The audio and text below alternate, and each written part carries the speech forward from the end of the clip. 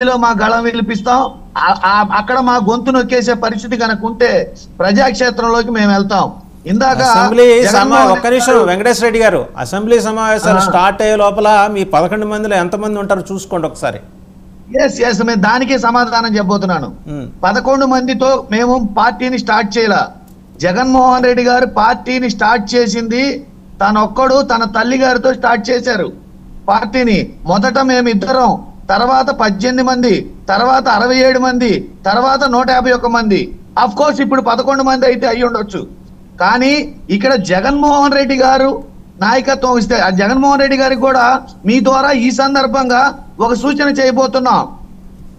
అన్న, ఆ రోజు నీ తండ్రి గారు చనిపోతే నువ్వు బాధలో ఉంటే ఎండనక వాననక రేయనక పగలనక కేసులకు భయపడకుండా ఆస్తులు పోగొట్టుకొని ప్రాణాలు పోగొట్టుకొని కుటుంబాలను వదిలేసి మీ వెంట నిలబడ్డాం. ఆ రోజు కార్యకర్తలే మీ వెంట ఉన్నారు, కార్యకర్తలే మీకు బలాన్ని ఇచ్చారు, కార్యకర్తల వల్లే అధికారం వచ్చింది. కానీ అధికారం వచ్చిన తర్వాత చుట్టాల పేరుతోటి, బంధువుల పేరుతోటి, కులాల పేరుతోటి, ఐపాక్ టీముల పేరుతోటి, ఐటీ వింగులతోటి, రాజకీయాలకి సంబంధం లేని, రాష్ట్రాలకు సంబంధం లేని, భాషకు సంబంధం లేని వాళ్ళందరినీ నీ చుట్టూ తెచ్చి పెట్టుకొని వాళ్ళకి డబ్బులు, జీతాలు, నిధులు, విధులు, పదవులు ఇచ్చి వాళ్ళని నమ్మావు. మేమేం తప్పు చేశామన్నా, మేమేమి ద్రోహం చేశామన్నా మీకు? కార్యకర్తల్ని మీరెందుకు నమ్మలేదు? కార్యకర్తల మీద మీకెందుకు విశ్వాసం లేదు? కార్యకర్తల్ని మీరెందుకు కాన్ఫిడెన్స్ లోకి తీసుకోలేదు? తీసుకోకపోబట్టే ఈరోజు పార్టీ ఘోర ఓటమి చెందింది. ఈ రోజు మీరు గమనించి చూస్తే ఎలక్షన్ డేట్ నుంచి ప్రమాణ స్వీకారం వరకు దాడులు విపరీతంగా జరిగినాయి, ఘోరంగా జరిగినాయి. ఎవరి మీద జరిగినాయి? మీరిచ్చిన పదవులు అనుభవిస్తున్న మంత్రుల మీద జరిగినాయా? ఎమ్మెల్యేల మీద జరిగినాయా? సలహాదారుల మీద జరిగినాయా?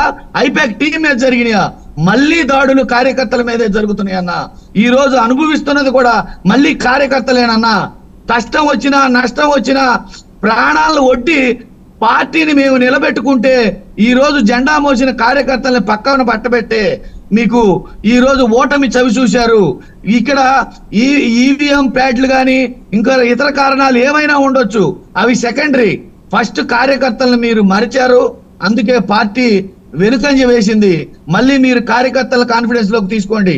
సలహాదారుల్ని కాదు, ఐపాక్ టీముని కాదు, ఐటీ వింగుల్ని కాదు, బయాస్డ్ గా వచ్చిన చుట్టాలని, బంధువుల్ని కాదు, కార్యకర్తలు కనుక కాన్ఫిడెన్స్ లోకి తీసుకుంటే పరిపాలనలో తప్పులు జరిగితే బౌన్స్ బ్యాక్ అయ్యి ఉవ్వెత్తున ఎగసి మళ్ళీ 2029లో పార్టీని మిమ్మల్ని సీట్లో కూర్చోబెట్టగలిగే శక్తి ఒక కార్యకర్తలకే ఉంది.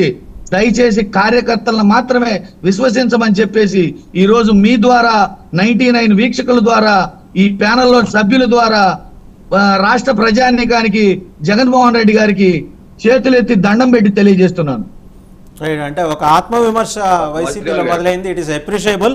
అయితే అదే సందర్భంలో తప్పులు ఏమన్నా చేస్తే వీళ్ళు ఈసారి చంద్రబాబు నాయుడు గారు తప్పులు చెయ్యరండి. ఎందుకంటే రాజకీయంగా ఆయన ఈ అవకాశాన్ని రాష్ట్ర అభివృద్ధి కోసం వినియోగించుకోవాలనుకుంటున్నారు. సో మీకు ఆ ఛాన్స్ లేదు. అండ్ కూటమి కూడా చాలా ఫర్మ్గా ఉంది స్టేట్ డెవలప్మెంట్ మీద. మీరు కనీసం అంటే ఇంకో 10 ఏళ్ళు కష్టపడాలేమో. అంటే మళ్ళీ మీరు నెక్స్ట్ టర్మ్ అయితే మీకు సాధ్యం కాదనేది కూటమి నిరూపించబోతోంది సార్. ఒక్క నిమిషం దానికి నేను ఎగ్జాంపుల్స్ ఏం చెప్తానంటే, ఆయన మొట్టమొదటిసారి ఎన్టీ రామారావును వెన్నుపోటు పొడిచి ముఖ్యమంత్రి అయిన దగ్గర నుంచి ఈ రోజు వరకు ఇది 4వ అవ్వటం. ప్రతిసారి నేను మారానని చెప్తాడు, ప్రతిసారి ఈసారి అలా ఉండబోదని చెప్తాడు, ప్రతిసారి నా పరిపాలన కొత్తగా ఉంటదని చెప్తాడు. ఇది ఆయనకి అలవాటైన పదం. కానీ అది ఖచ్చితంగా ఆయన అమలు జరిపితే రాష్ట్ర ప్రజలకు మేలు జరుగుతుంది, రాష్ట్రానికి మేలు జరుగుతుంది. ఆయన మారితే మంచిదే. ఇందాక ఒక ఇంపార్టెంట్ పాయింట్ చౌదరి గారు చెప్పారు. ఏమనంటే చిత్తూరు, కడప నుంచి వచ్చిన, రాయలసీమ నుంచి వచ్చిన వాళ్ళందరికీ సెంటు భూములు ఇచ్చారట. ఇప్పుడు అది రికార్డెడ్ ఇన్వెస్టిగేట్ చేస్తే ఎంతమంది ఉన్నారు ఎంతమంది లేరు అనేది తెలిసిపోద్ది. ఆరోపణ మాత్రమే. అది కేవలం పేదల్ని అక్కడ లేకుండా చేయటం కోసం మాత్రమే ఆ ఆరోపణ చేస్తున్నారు తప్పితే అంతకు మించి ఏమి లేదు. వాళ్ళు అన్నట్టు సెంటు భూమి కాదు 3 సెంట్లు భూమి ఇస్తారంటే మంచిదే, ఇవ్వమనండి. ఇవ్వమనండి. 5 ఏళ్ళు 14 నుంచి 19 వరకు ప్లీజ్ 14 నుంచి 19 వరకు 5 ఏళ్ల కాలంలో భూములు తీసుకున్న వాళ్ళకి వాళ్ళ భూమి తాలూకు రావాల్సిన వాటా 1200 గజాలు 1400 గజాలు లేఅవుట్ వేసి ఇవ్వలేదు. అప్పుడు ఇదే ముచ్చట చేశారు, ఇప్పుడు ఇదే ముచ్చట చెప్తారు.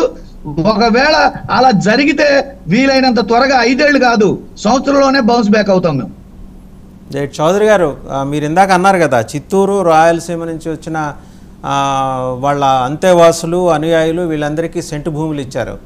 మీరు చాలా కొత్తగా ఆరోపణ తీసుకొస్తున్నారు. ఇంతకుముందు మాట్లాడలా, మీరు మళ్ళీ పవర్లోకి వచ్చిన తర్వాత అంటే ఈ లోపలంతా ఇన్వెస్టిగేట్ చేసి మీ దగ్గర ఆధారాలు పెట్టుకున్నారు. ఆయనేమో